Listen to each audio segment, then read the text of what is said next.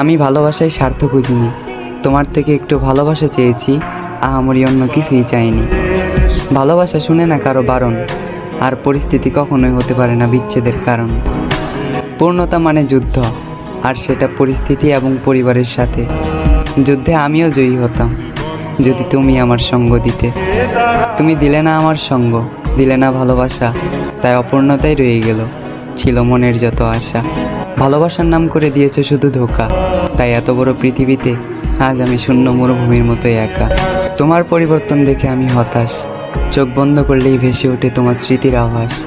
অন্ধকার লাগে চারপাশ, অন্ধকারে বন্ধ করে আজ আমার দুঃখের সাথে বসবাস।